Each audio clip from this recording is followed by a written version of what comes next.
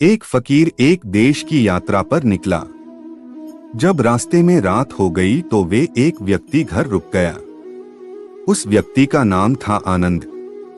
आनंद ने उस फकीर की खूब सेवा की और दूसरे दिन आनंद ने फकीर को उपहार देकर विदा किया। वह फकीर आनंद की सेवा से बहुत खुश हो गया और दुआएं देने लगा कि हे भगवान, आनंद को हमेशा खुश रखना और वह हमेशा दिन प्रतिदिन आगे बढ़ता ही रहे। इस बात पर आनंद हंसने लगा और फकीर से आनंद बोला, हे फकीर, जो है वह भी अब नहीं रहने वाला। इस बात पर फकीर आनंद की तरफ देखता ही रहा और वहां से आगे चला गया। कुछ साल बाद फिर फकीर आनंद के घर आया और देखा सारा धन और सारी संपत्ति सब कुछ चला गया है। आनंद एक गांव के ही बड़े जमींदार के यहाँ नौकरी कर रहा है। वह फकीर आनंद से मिलने के लिए वहां चला गया। आनंद ने उस अभाव में ही उस फकीर का स्वागत किया और झोपड़ी में ही फटी चटाई पर ही बैठाया।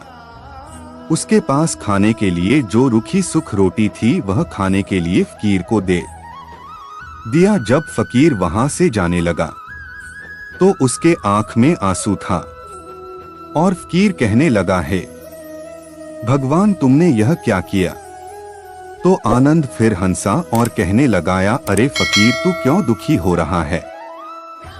ईश्वर हमें जिस हाल में भी रखे, हमें हमेशा खुश रहना चाहिए, उसे धन्यवाद देना चाहिए। समय सदा बदलता रहता है और इतना ही नहीं, यह भी नहीं रहने वाला है।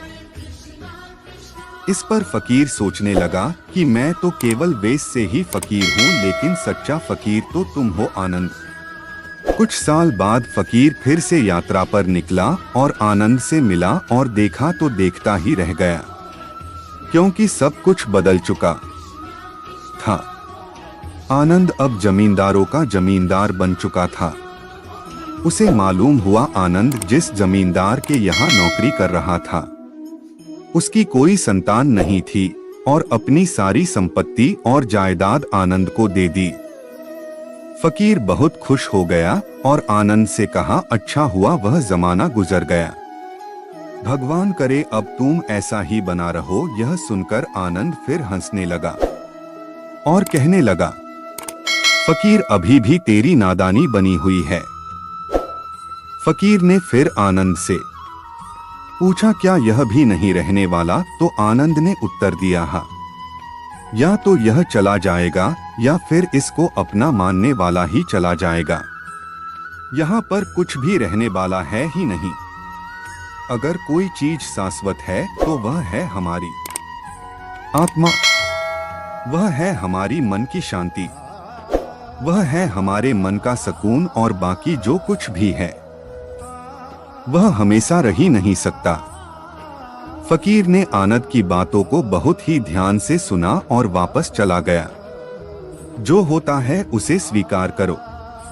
कुछ सालों के बाद फिर फकीर जब उस गांव से गुजरा तो आनंद का महल तो है, लेकिन उसमें आनंद ही नहीं है।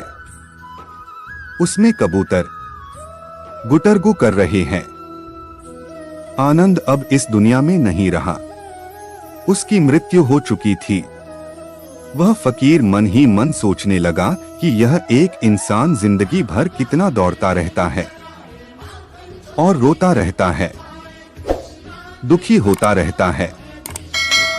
जिन चीजों के लिए इंसान तड़पता रहता है, दुखी होता रहता है, वास्तव में वह चीज जो हमेशा रहने वाली है कि नहीं, वे सारी चीजें बदलने वाली है।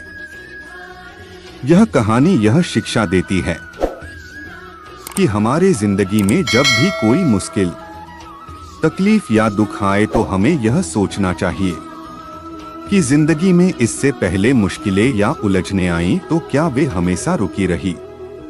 जैसे सारी मुश्किलें आकर चली गई, वैसे ही यह भी मुश्किल चली जाएगी।